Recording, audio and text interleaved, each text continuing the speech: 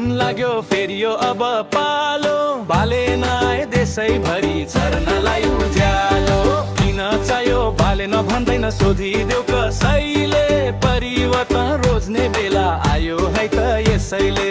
हो घन्टी बज्यो ढ्याङ्ग ढ्याङ्ग सबैले सुनौ है, बालेनको 7 घन्टीमा भोट हानौ है।